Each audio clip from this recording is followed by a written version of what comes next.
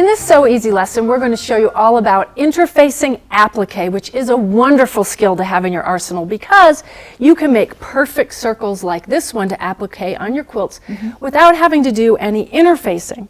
Now, Diane, I know that you can't do really teeny things necessarily or awkwardly shaped things, but anything with a nice curve? Yep, definitely. It helps make it nice and smooth. That's right. So the first thing we do is we cut a piece of fabric.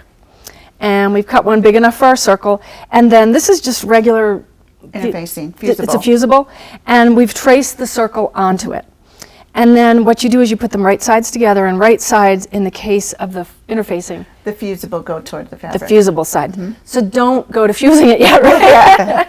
But that's all that we've done, and it's all ready to get sewn. Yep. Now, Diane, you've chosen a red thread, which you wouldn't normally use, but you're doing that so that we can see the Right, stitching. so you can see it on the camera. Yep. And you're not using a regular presser foot. No, it's an open-toed foot, and we had a couple choices. Do you want to? Yep. We had this one here, which is that would be your patchwork foot because it's got the 1/4 inch seam allowance. See, that bar would go along the edge of your fabric if you were sewing like this. And then this is the regular just sewing foot that we use on our machine, and that would be fine. But I wanted to use an open toe foot so that you could see the stitching.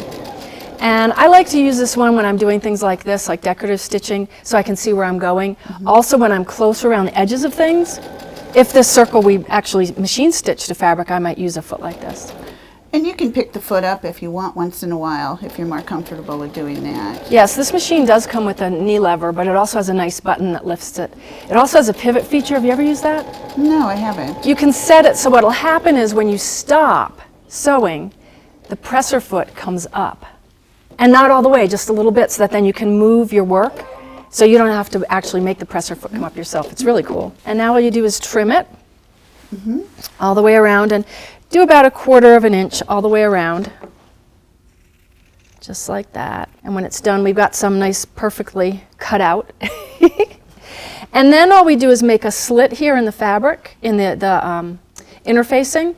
And you got to be really careful because this interfacing is not heavy. You don't want it to be a heavy, thick interfacing because you don't want it to add a lot of bulk to your quilt. A little bit fragile. So it is fragile, so be gentle with it. And then just work it around, and you will end up with a beautiful circle. And then it'll be ready to go onto your quilt. And what happens is because you have the interfacing underneath here and it's fusible, you can fuse it onto your quilt, and then you can either edge stitch with a straight stitch, use a blanket stitch, you could hand applique, anything that you want to do right on your quilt top. Now, was that easy? It was easy. Well, thanks for watching this So Easy lesson. Have fun quilting. Thanks, Diane. Thank you.